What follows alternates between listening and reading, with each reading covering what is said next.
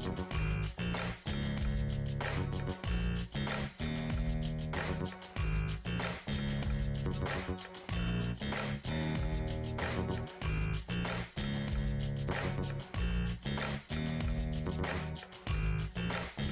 I'm Tracey L Fisher. Welcome to A Reentry Point of View, and I'm here today with my good guest, Senator Bartolotta.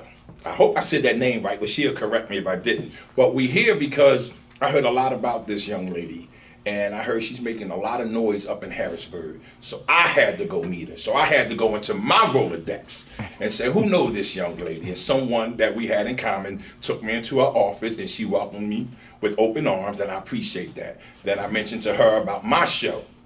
She said, really? I said, yes, I need you to come on my show.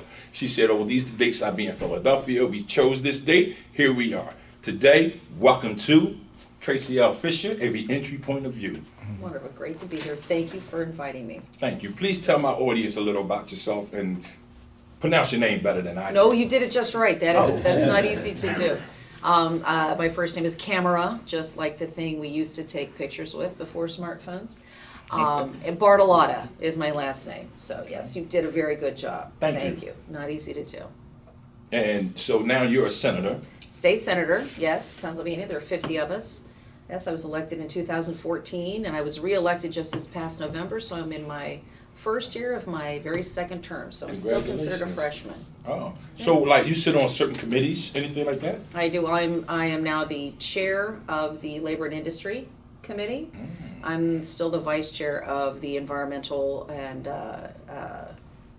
Resources and Energy Committee. I'm on a lot of different committees. Urban Affairs and Housing, which I asked to be on 2 years ago when I first started, because of the blight and the situation that I have in my particular district. And I know that's a prevalent issue throughout every community across the Commonwealth.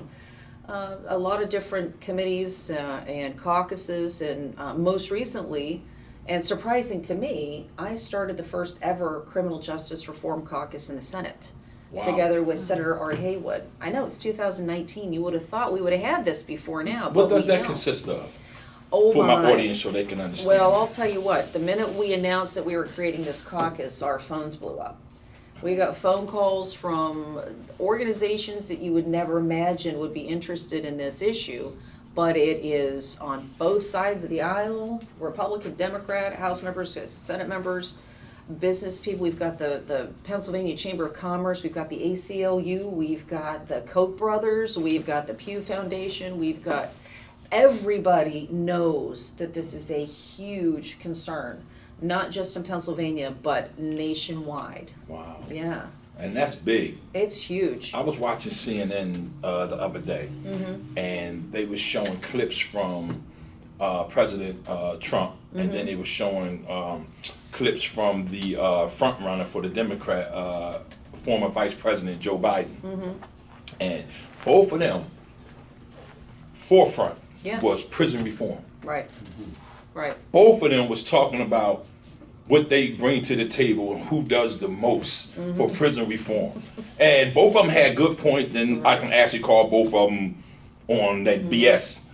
But the bottom line was they was talking about it. Exactly. And it starts with a conversation. So with you being the senator and up in Harrisburg, you hear a lot of conversation about prison reform. Where do you stand at on prison reform? Well, we have so many different irons in the fire, and a big part of what got us started was the fact that you mentioned it, the Trump administration, they just passed the First Step Act. And that goes a long way with prison reform, but we're focusing on criminal justice reform.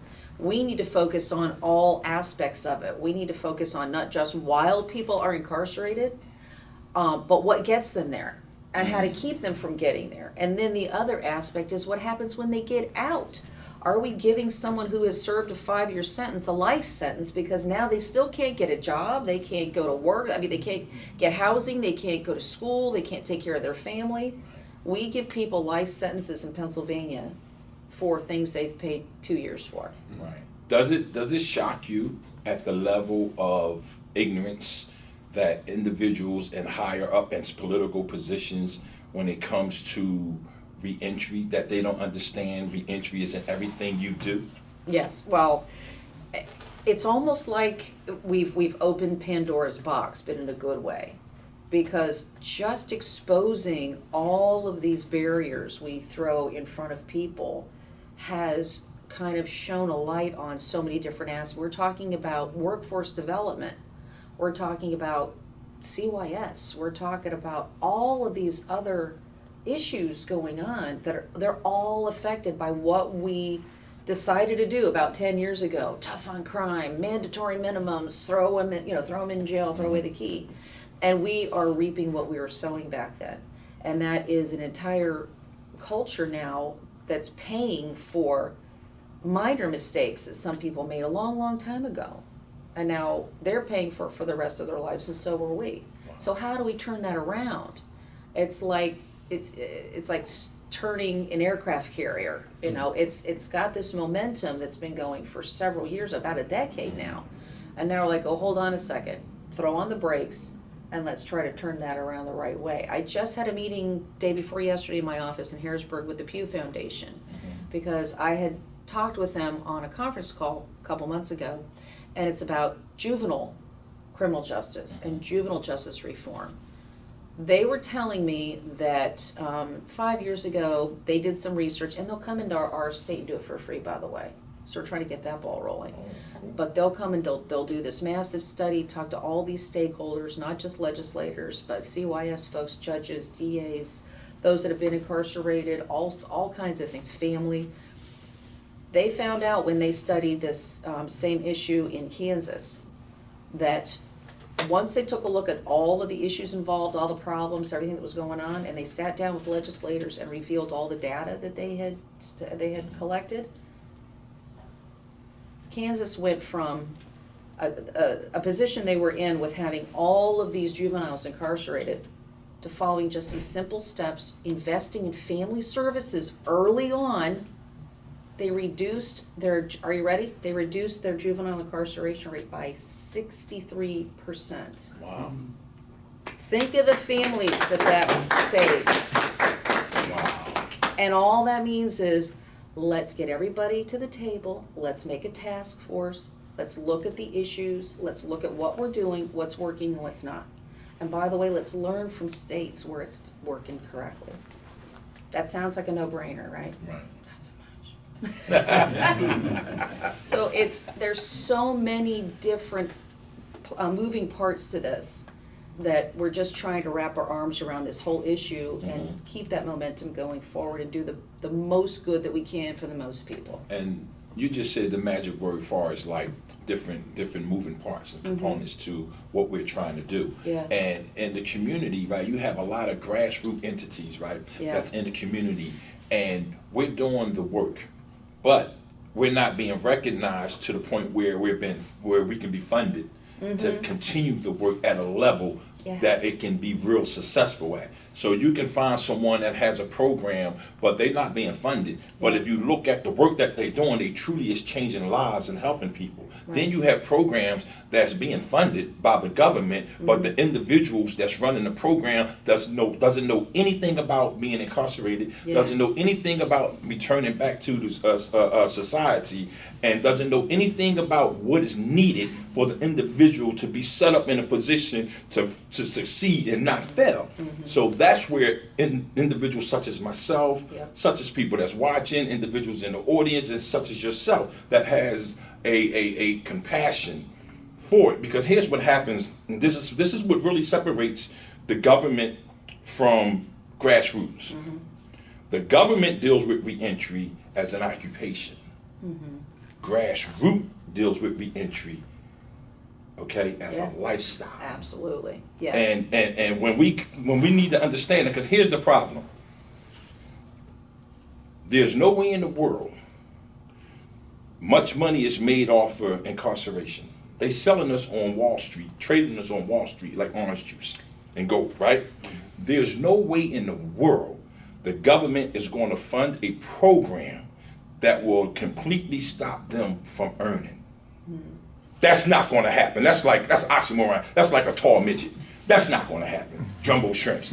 Come on, right? So that's not going to happen. But what they do is they will fund certain programs or put certain money out there that you can help others. Right. Right? Crime would never stop. Let's be realistic here. It would never stop. There will always be a need for jails and stuff Yeah. like that. I get that part. Yeah, but it doesn't have to be an industry. into it. Exactly. That's the point I was getting to. So you Yeah. got it. Yeah. So Yeah. what do you think about that? Well, one of the things that makes me cringe is when I hear other legislators say, "What do you mean you're going to close a prison in my district? Think of those jobs." I'm like, what did you just say? The reason you're closing prisons is because the crime rate is going down. That should be a good thing, right? And then I see in other aspects, we've got a county jail in one of my counties where a lot of these corrections officers, they're being mandated.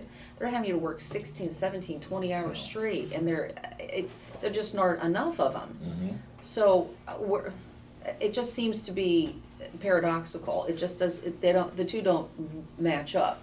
So why are we wanting to keep more and more prisons? To fuel that economic engine, you necessarily would have to keep arresting people and putting them in there. So we don't want to create just a funnel for an industry. And I've had many meetings with Secretary Wetzel, and he gets it. He gets it. He does. He has started a couple of projects. We've had many conversations about different aspects of, first of all, let's not lock up everyone who has a substance abuse disorder. They're not going to be cured by throwing them behind razor wire. It's not doing them any good. So, and we also know that about 80% of addiction is a mental health disorder as well. We have eliminated so many facilities in Pennsylvania that treat people with mental health disorders that now they don't have a place to go. Where do they end up? They end up on the street, or in prison, or in a graveyard. And they're young too. Very young. And now we're also seeing this huge influx of this opioid epidemic that we've seen here in Pennsylvania. And that is a multi-pronged problem. Not just those people that have been addicted and have committed crimes and now they're in prison for who knows how long, and they just want to get clean and come back to society and raise their family. But we're also seeing all of these young kids who don't have parents now, either from death or incarceration. So we've got grandparents raising a lot of these young kids. So we have to look at that problem individually. Let's keep those people out of prison and in rehab programs. Texas has done this very well, and this is information that came from our first hearing for the Criminal Justice Reform Caucus. They were telling us in Texas they had a choice. They had $200 million to spend. They had a crime problem. They said, okay, we can spend $200 million on a new prison, or we can spend the $200 million on drug rehabilitation and mental health care. And they chose the latter. Their crime went down by over 10%, and they closed 4 prisons since then. Wow. So we need to think of things a different way. Let's think of things to prevent people from being incarcerated. Yeah. Yes. Absolutely. And yeah. One of the things that I'm excited about, which will be, God willing, taking place on the 10th of June, and to give you a quick history of it, in 2005, I created in the federal penitentiary June as Reentry Awareness Month. And I already was teaching classes in there. So I was the only inmate ever in the history of penitentiary in the federal system to be a part of orientation. So I was able to teach courses like decision making, self-awareness, anger management, transformation to manhood, and empathizers and stuff like that. These are the things I was doing. And so the month of June came, and it came because they were talking about Juneteenth, and someone already had Juneteenth locked in when they was doing it, but they was doing it where wasn't no heart and compassion, and I'm looking like, what? So I said, okay, I need June too. So how do I get June when this guy was already doing June for Juneteenth? So I said, you know what? Let's do Reentry Awareness Month. And every day I taught something to make them aware of, right? And that's how it got started. So when I came home in 2012, I met with Councilman Kenyatta Johnson, and I was telling him about what I was doing. And he said, wow, that's great. So he did a resolution 2015 in City Hall, and we went on the floor and they did the citation. It was beautiful. And I said, wow. So a friend of mine's, Tracey L Fisher, he had it done in Trenton, New Jersey. So I said, okay. So now, and a friend of mine had it done in Atlanta. So we about to have it done in Wilmington, Delaware. So when I went to visit you, I'm doing it next week. Yeah, that's what I'm saying. Pennsylvania. She's doing it from Pennsylvania. Next week. Right, next week, Monday, at Reentry Awareness Month. Yeah. And it was a no-brainer. The moment I mentioned it to you, you was like, well, our eyebrows went up. She said, wow, hey. I said, yes, this is what we're doing. I'm gonna tell you why that's critical.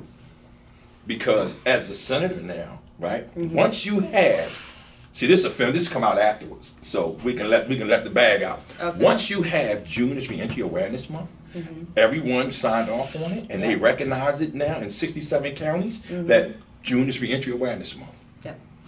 Now you get to put forth any bill or anything that you need to get done. Why? During June as Reentry Awareness Month.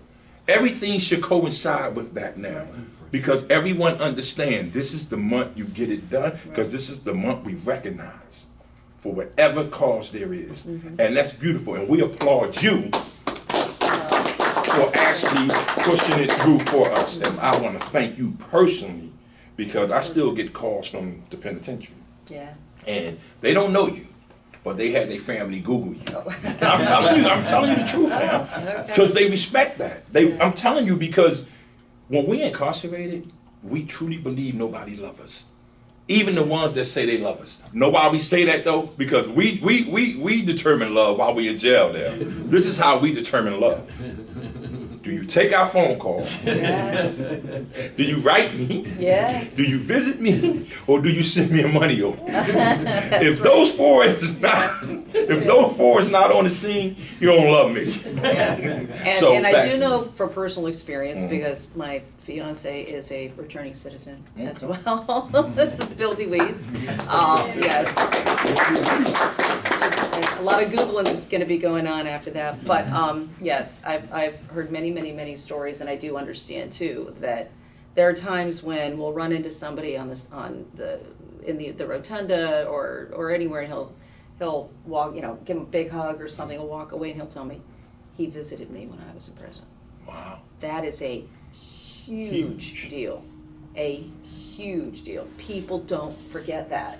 Absolutely. And it makes a gigantic difference in someone's life. So if anybody has somebody they know, even if they barely know them, that's incarcerated, take the time, pay them a visit. Right. Send them a letter. Keep in contact. It's vital. It's vital. They just had a thing on the CNN today, actually, where a singer actress Madonna, Yeah. where she just lost a court case because they found the letter that she wrote to Tupac Shakur while he was in jail.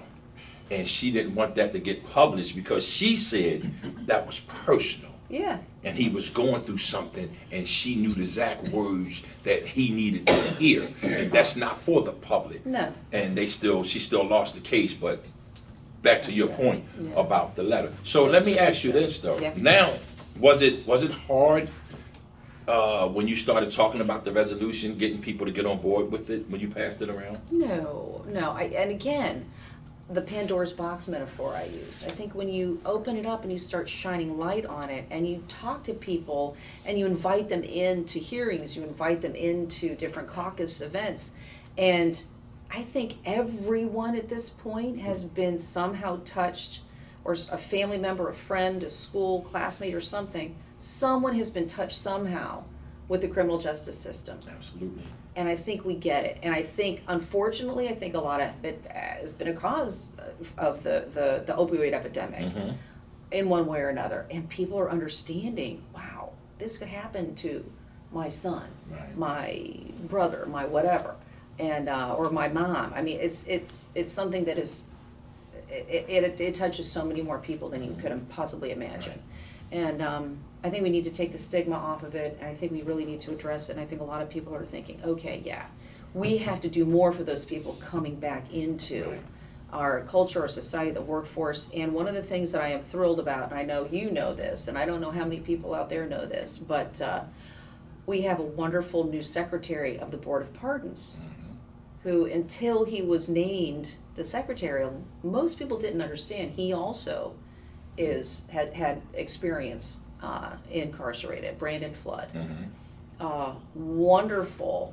incredibly bright, terrific individual. No better secretary for the Board of Pardons than somebody who's experienced it firsthand and reaped the benefits of that pardon process.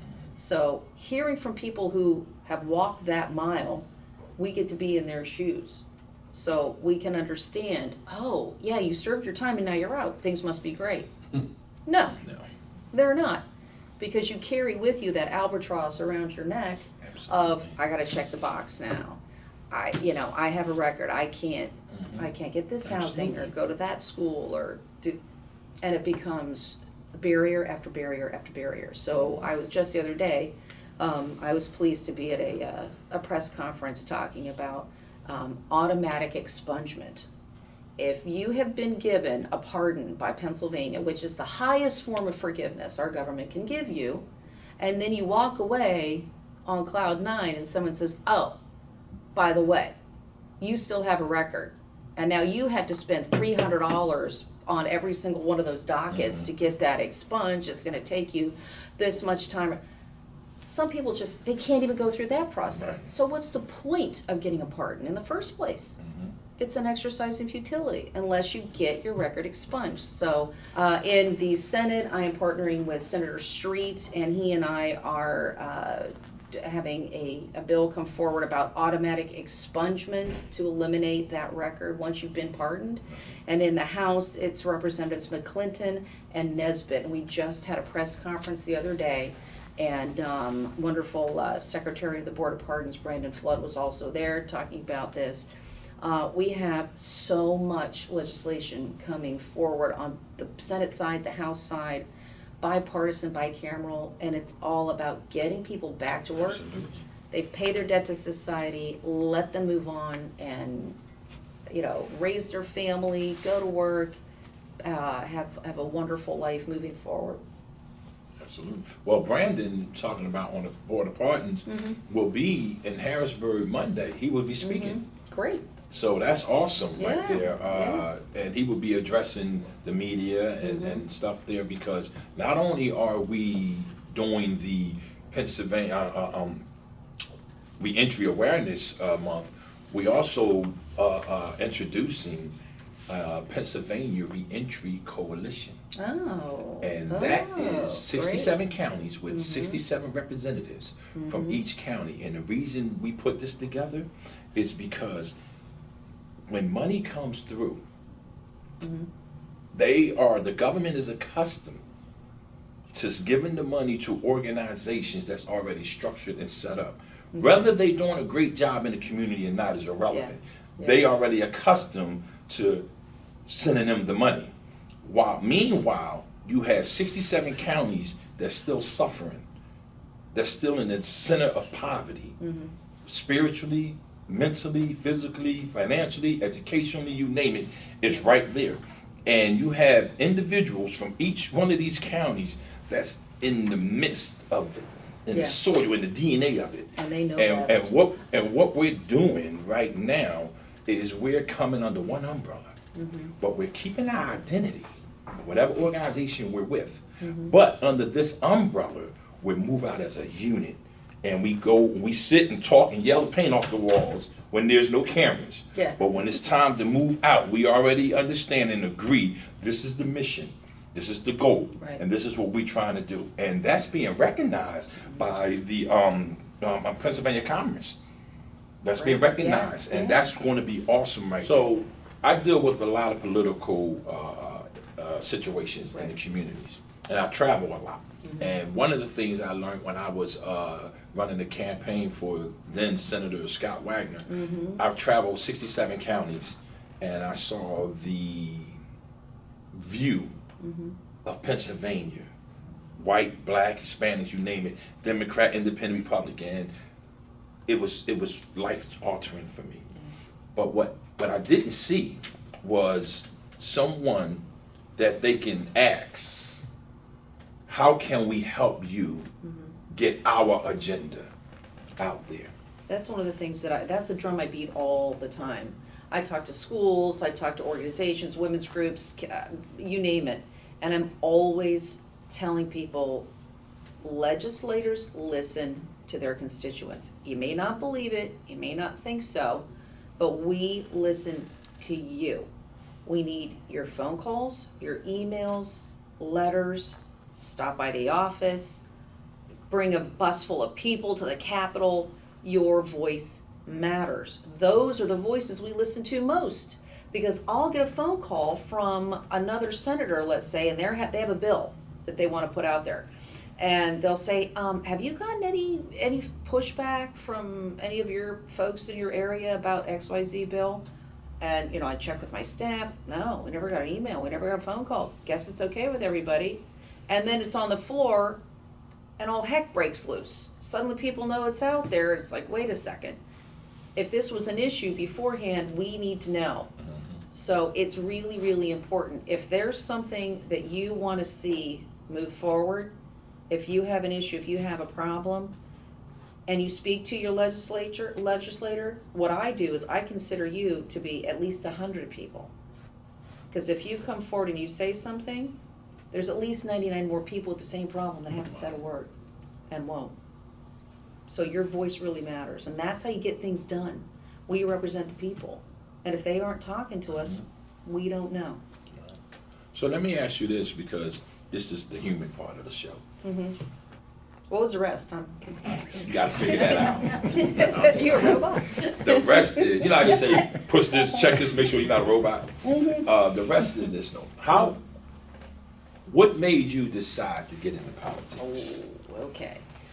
Not a lot of people know. I grew up in Los Angeles, and when I was out there, I lived with my mom, her mom, my sister, and myself, and because my dad left when I was 2, and my sister's only 17 months older than me. And by the way, my mom was 20 with a 4-year-old and a 2-year-old when he left. So she took on 3 jobs to take care of the family. She was a maid in a hotel. She was a switchboard operator. I have to explain that to young people.